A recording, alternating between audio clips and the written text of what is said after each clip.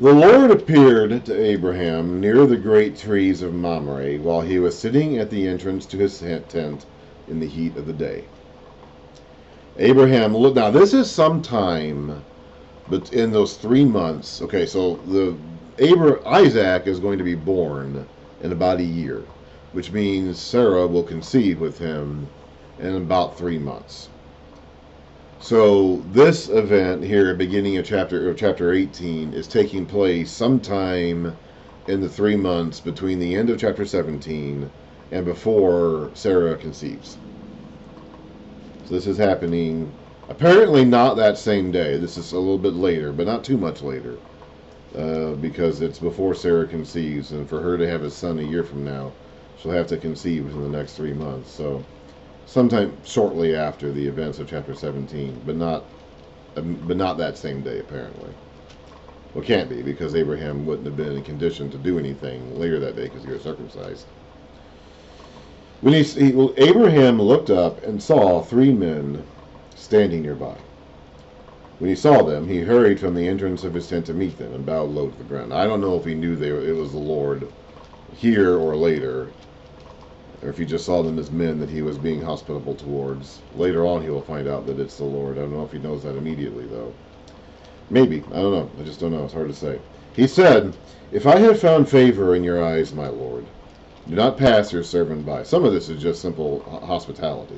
This sort of hospitality was expected to be rendered by people. Like you would have expected this as a traveler, or if you were welcoming a traveler, like this would be your custom cultural civic duty.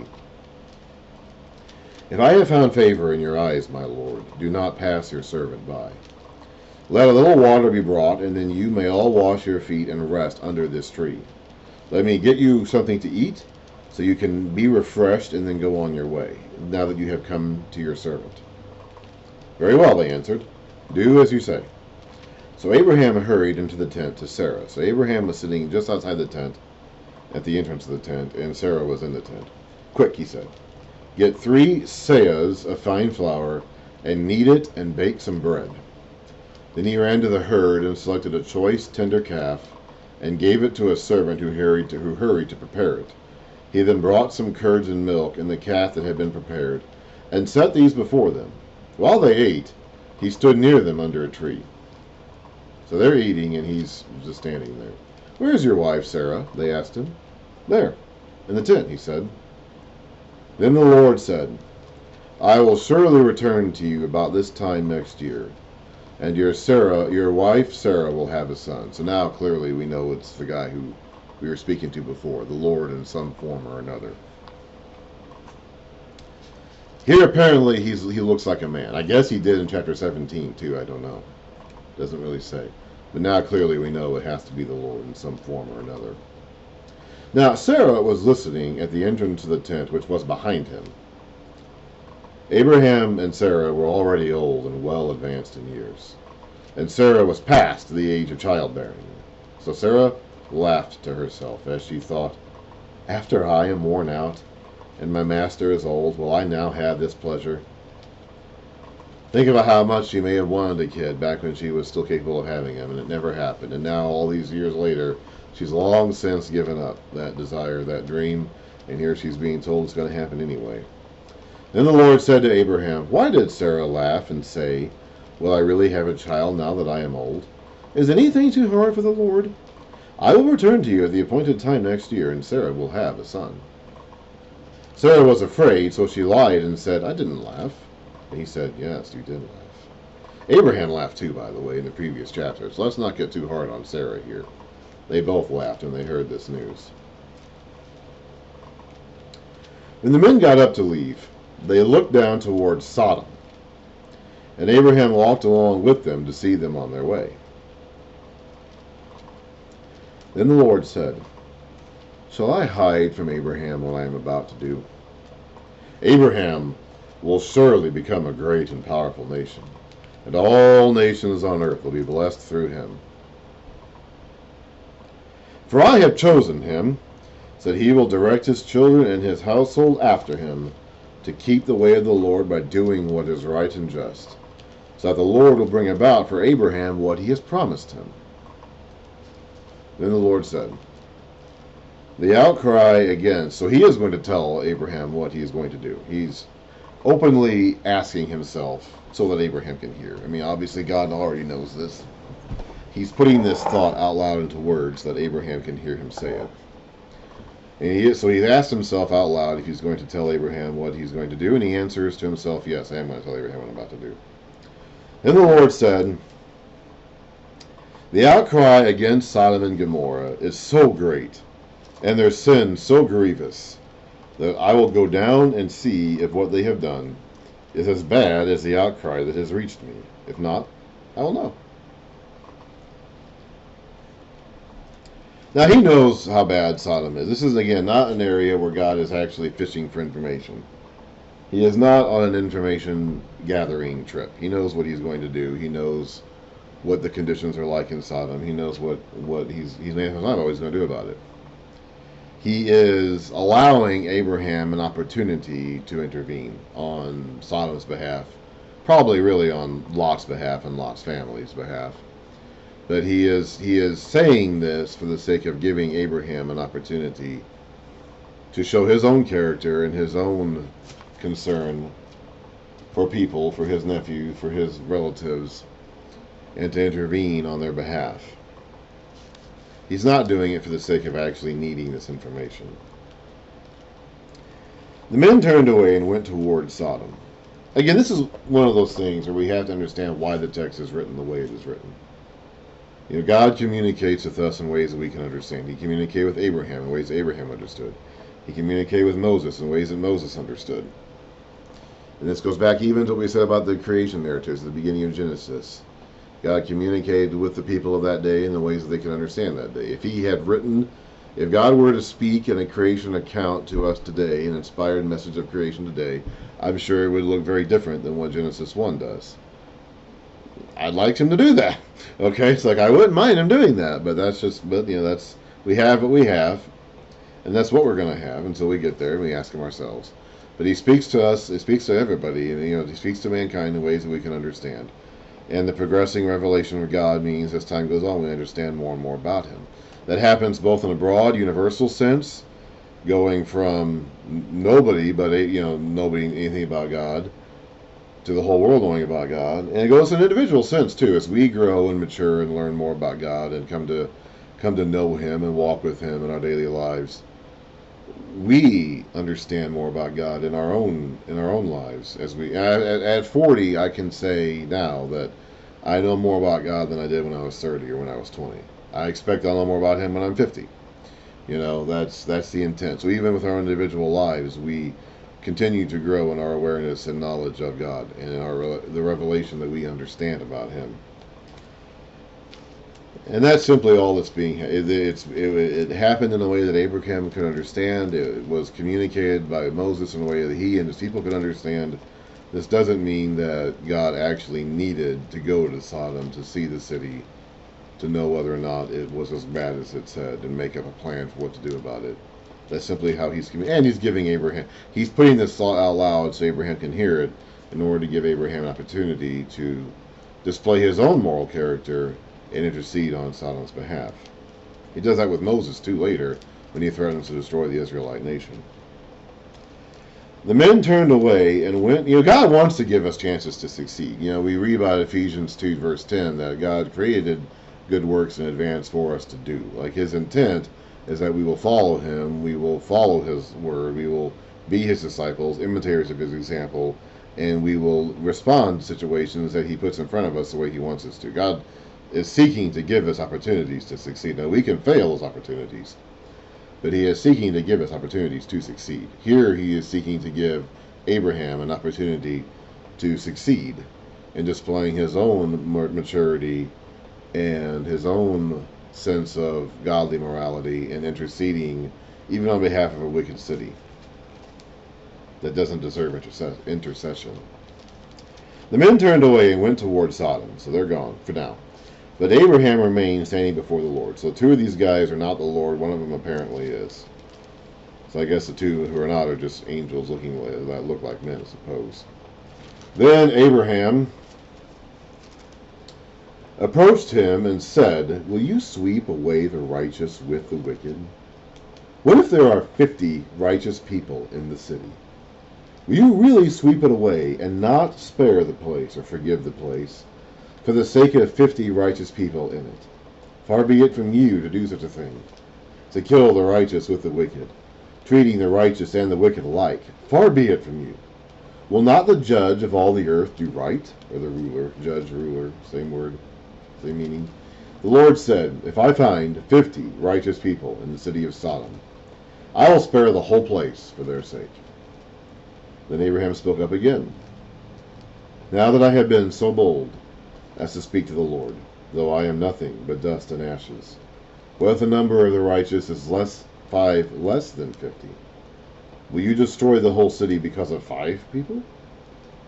If I find 45 there," he said, "I will not destroy it." Once again he spoke to him. "What if only 40 are found there?" He said, "For the sake of 40 I will not do it." Then he said, "May the Lord not be angry, but let me speak. What if only 30 can be found there?" He answered, "I will not do it if I find 30 there." Abraham said, "Now that I have been so bold as to speak to the Lord, what if only 20 can be found there?" He said, "For the sake of 20 I will not destroy it." Then he said, "May the Lord not be angry, but let me speak just once more. What if only 10 can be found there?" He answered, "For the sake of 10 I will not destroy it." When the Lord had finished speaking with Abraham, he left, and Abraham returned home.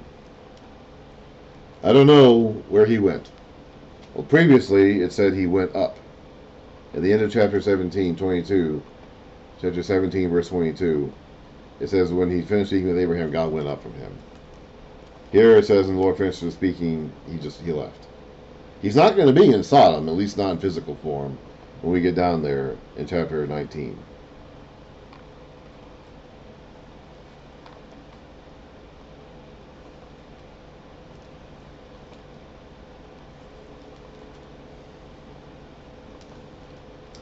He's not going to be there in Sodom when we get down there in chapter 19. The angels will be, but the Lord won't be, at least not in the form of a man. So he goes somewhere.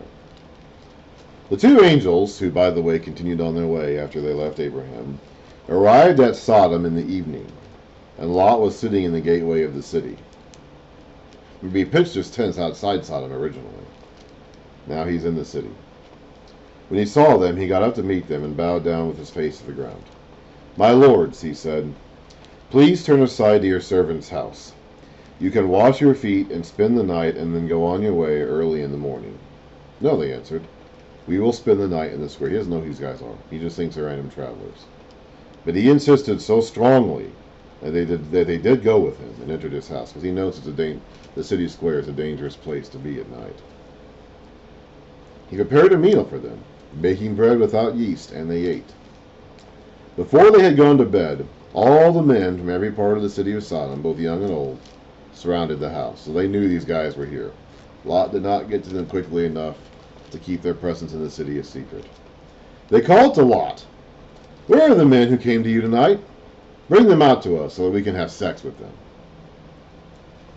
This would be non-consensual sex, I'm quite certain.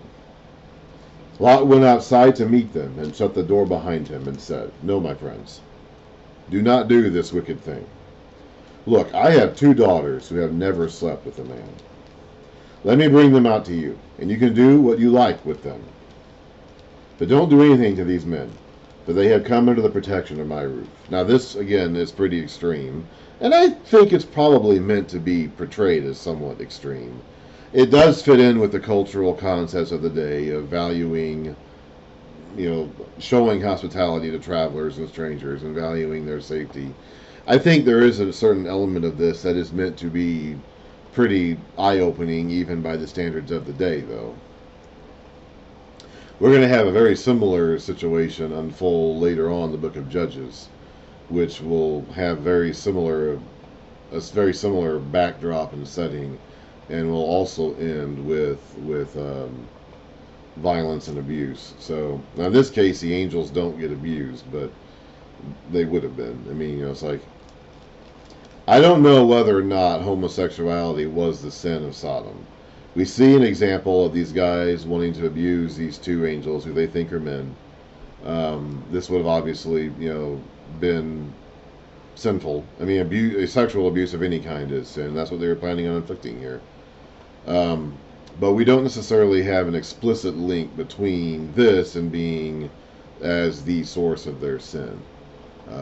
There may have been other things that they were doing too, which were also sinful. "Get out of our way," they replied, and they said, "This fellow came here as an alien, and now he wants to play the judge. We'll treat you worse than them." So they're going to, I don't know what they're going to do. Rape him to death? I'm not sure what they're planning to do.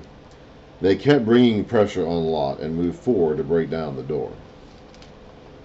But the men inside reached out, so these are the angels at work here, and pulled Lot back into the house and shut the door. Then they struck the men who were at the door of the house, young and old, with blindness, so they could not find the door. The two men said to Lot, "Do you have anyone else here? Sons-in-law?" Well, he said that his daughters never had been with a man. "Sons or daughters, or anyone else in the city who belongs to you? Get them out of here, because we are going to destroy this place. The outcry to the Lord against its people is so great that he has sent us to destroy it." Now, these angels are not God, so they may be asking for information. They may not know if Lot has all these relatives or other people that they're supposed to save. I don't know. Maybe God already told them this ahead of time.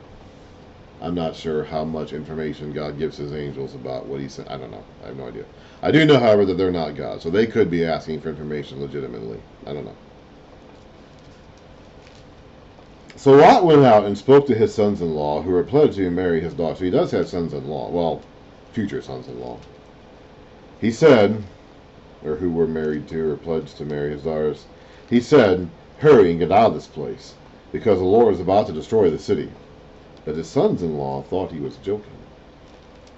With the coming of dawn, the angels urged Lot, saying, "Hurry, take your wife and your two daughters who are here, or you'll be swept away when the city is punished." When he hesitated, so he didn't really want to go.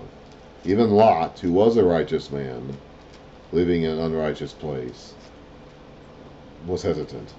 The men grasped his hand and the hands of his wife and of his two daughters, and led them safely out of the city, for the Lord was merciful to them. As soon as they had brought them out, one of them said, "Flee for your lives. Don't look back, and don't stop anywhere in the plain. Flee to the mountains, or you'll be swept away." But Lot said to them, "No, my lords, please. Your servant has found favor in your eyes, and you have shown me great kindness in sparing my life. But I can't flee to the mountains. This disaster will overtake me and I'll die." I don't know, was he too old? Were his knees bad? Could he not travel that far without huffing and puffing? I'm not sure. "Look, here is a town near enough to run to, and it is small. Let me flee to it. It is very small, isn't it? Then my life will be spared." But he said to him, "Very well, I will grant this request too. I will grant this request too. I will not overthrow the town you speak of, but flee there quickly, because I cannot do anything until you reach it." That is why the town was called Zoar. Zoar means small. By the time Lot reached Zoar, the sun had risen over the land.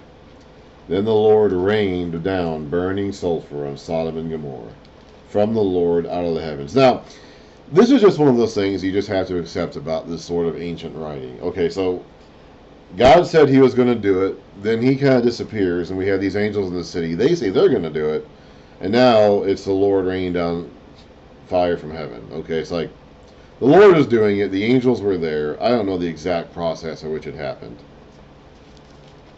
But it was the Lord's idea, it was his decision, it was his plan, it was his action. The angels were simply there. They got Lot and his family out of the city. I'm not even sure what they did after that, because we don't go back to them again. Thus he overthrew those cities and the entire plain, including all those living in the cities, and also the vegetation in the land. So it was more than just Sodom and Gomorrah, it was that entire region. And Lot's wife looked back, and she became a pillar of salt. It means she looked back with longing. She wanted to go back. She didn't just trip and fall and look backwards as she was stumbling around. She looked back with a sense of longing, like that's where she wanted to be. So that's where God let her be. She became a pillar of salt, whatever that means. I guess she got disintegrated somehow. Early the next, there is a sculpture of stone out there in that region of the world that people say was Lot's wife. Josephus, in his account, says that the statue of her was still there to that day. I've seen a picture of it. I don't know if that's really her or not. But at any rate, something happened to her. Early the next morning, Abraham got up and returned to the place where he had stood before the Lord. So he had done what he could to save the towns of Sodom and the rest. He looked down toward Sodom and Gomorrah, toward all the land of the plain, and he saw dense smoke rising from the land, like smoke from a furnace. So when God destroyed the cities of the plain, he remembered Abraham, and he brought Lot out of the catastrophe that overthrew the cities where Lot had lived. So they're done. Now this imagery of the fire, burning sulfur, okay, from out of heaven, dense smoke like a furnace. This imagery will stick with Abraham and his descendants forever now. This is where we're going to get the imagery of fire and brimstone and judgment forever. Like, I believe you can trace all that imagery that's going to be used in connection with judgment of fire and brimstone and furnaces and all that smoke. I believe all of that can trace back to this event here, which Abraham saw the results of. I don't know if he necessarily saw the assault itself, but it says he got up and looked and saw the results. He saw what happened afterwards. He saw the aftermath. And that imagery is going to stick with him so powerfully that it's going to be passed down from him to all his generations after him, and will serve as the basis of the imagery that we're going to use repeatedly over and over again of judgment from now until the end of Revelation. That's how powerful an effect this image had. Lot and his 2 daughters left Zoar and settled in the mountains. So he went to the mountains anyway. He didn't end up staying in that little town he wanted to stay in, for he was afraid to stay in Zoar. He and his 2 daughters lived in a cave. So Lot ends his days apparently living in a cave. One day, the older daughter said to the younger, "Our father is old, and there is no man around here to lie with us, as is the custom over all the earth. Let's get our father to drink wine, and then lie with him, and preserve our family line through our father." They were going to be married. Now, I don't know. Maybe the men they were engaged to were homosexual and had no intention of ever having sex with him. I don't know. It's possible. I don't know. The text doesn't actually say that. It's a possibility, but we shouldn't be too specific about that. At any rate, for whatever the reason, they did not end up getting married. They didn't get married in Sodom. They didn't get married in Zoar. They're living in a cave. They're not going to get married to anybody else now. So if they're going to continue their family line, which is paramount, like that's the most important thing to them, it has to be through their own dad.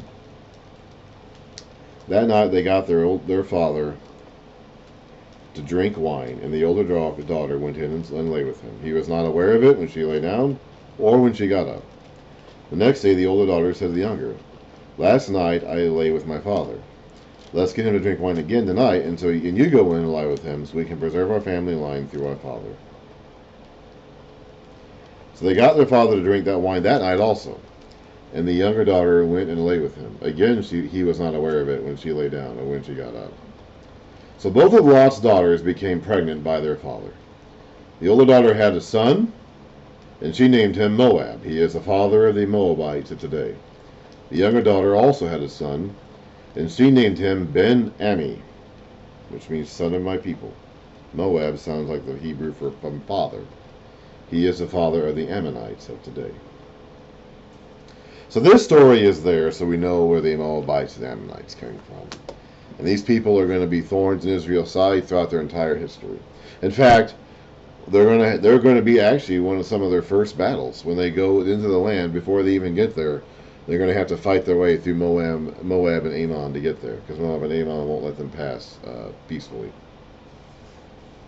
So Moses is preserving it in writing where Moab and Ammon came from, and they're going to be in their land before the Israelites get in their land. By the way, by the time the Israelites come back to take their land, Moab and Ammon are going to be in their land, and they're going to fight over it actually. So that's why that's recorded. That's why the Sodom and Gomorrah story is recorded. In addition to showing us where this imagery of judgment originally comes from. We had the judgment with the flood earlier. Now we're having judgment by fire. And for the most part, from now on, judgment in the Bible is going to be pictured with images of that speak of fire. Fire, smoke, brimstone, sulfur, all that. That's all going to come from the Sodom and Gomorrah incident. The cities of the plain. Sodom, Gomorrah, Admah, what was it? There's actually more in Sodom and Gomorrah. It's actually that whole area. Let's see here. Sodom, Gomorrah, Admah, Zeboiim. Zoar apparently was saved because that's where Lot went. And these cities had actually had a flirtation with judgment a few years earlier when they were tried to attack their oppressors and got beaten. And that was about 14 years earlier. Then they got their final judgment a little bit after that. And so that's why that story's in there, to show the development of Lot and his descendants, and as well as the establishment of where this fire and brimstone style judgment imagery comes from, because we're going to see that a lot. And every time we see it, from this point onward, we can trace its origin back to Sodom and Gomorrah, where Abraham would have gotten up out of his tent one morning and looked down the valley and seen the smoke rising up. And that is the beginning of that sort of fire and brimstone judgment imagery that's going to be so prominent from now on. Previously, the judgment had been through water with the flood. Now it's going to be from fire. Okay, that's enough of that for today. I might, if I feel like it, if I get my act together, and I don't know how much of the in-depth archaeological, chronological stuff I'm going to cover as I do this. I don't know if I want to get sidetracked by that or not. I'll mention it maybe some. I'll mention it as I go, as I read it. I could have a special look at maybe the archaeological evidence of Sodom and Gomorrah. I don't really know if I want to do that or not. I may do that next time, or I might just move right on to the next Genesis 19 or whatever. Abraham is about to have his child of promise, so we can move the story forward somewhat. So we'll see. I really don't know. That's enough for today anyway, no matter what.